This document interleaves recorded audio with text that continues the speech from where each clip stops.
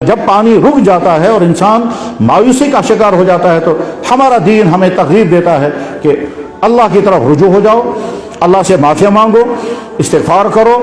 توبہ کرو، نماز استسقاء پڑھو، اور نماز استسقاء کے نتیجے میں اللہ تعالیٰ شانوں کی رحمت جب جوش میں آ جائے گی تو بارش برستی ہے۔ چنانچہ امت 1400 سال کی تاریخ میں امت کے ہزاروں تجربات ہیں کہ خشک سالی پیدا ہوئی، نماز استسقاء پڑھی گئی، لوگ بھیگتے ہوئے واپس آئے۔ مجھے خود یاد ہے، ہم دیوبند میں تھے،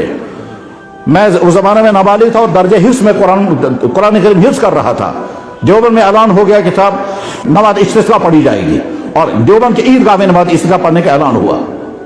اس زمانے میں دیوبند میں حضرت مولانا قاری محمد طیب صاحب رحمہ اللہ تعالیٰ محتمم تھے، جو دارالعلوم دیوبند کے بانی مولانا قاسم نانوتوی کے پوتے تھے، اور حضرت مولانا انور شاہ صاحب کے شاگرد خاص تھے۔ حضرت مولانا قاری طیب صاحب یہاں کشمیر میں تشریف لائے ہیں،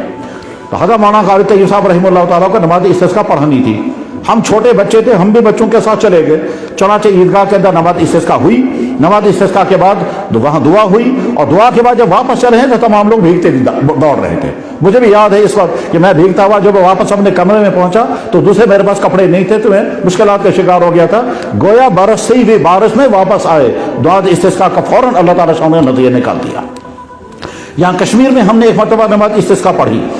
اسی طرح سے قحط سالی کی بنا پر بڑی پریشانیاں تھیں، تو ہم نے نماز استسقاء پڑھی تو 24 گھنٹے کے بعد بارش ہوئی تھی۔ اگر نماز استسقاء پڑھنے کے باوجود بھی بارش نہ ہو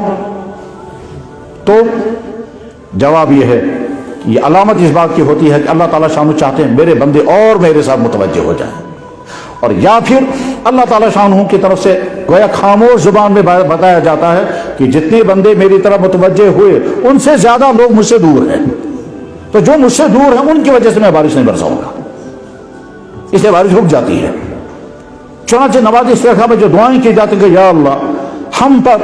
رحم فرما، اور اگر ہمارے گناہوں کی وجہ سے آپ ناراض ہیں تو یہ جو باقی کی ساری مخلوق ہے، آپ کے جانور، آپ کی زمینیں، آپ کے کیڑے مکوڑے، یا آپ کے مخلوق ہے، ان پر رحم کھاتے ہوئے بارش برسا دیجیے۔ اسی لیے نماز استسقاء پڑھنے کا ایک طریقہ یہ بھی ہے کہ کھلے میدان میں پہنچیں، اور مرد اور عورتیں اور بچے اور بہت تباہ حال میں پہنچے، جانوروں کو بھی لے کر کے آئیں، اور جانوروں کو لے کر کے آ کر کے یا اللہ یہ جانور پیاسے مر رہے ہیں، ان کے لیے پانی کہیں نہیں ہے، آپ پانی برسا دیجیے۔ اس کے نتیجے میں اللہ تعالیٰ شانوں کی ذات رحیم ذات ہے، رحم پر آ جاتی ہے تو پانی برسنے لگتا ہے۔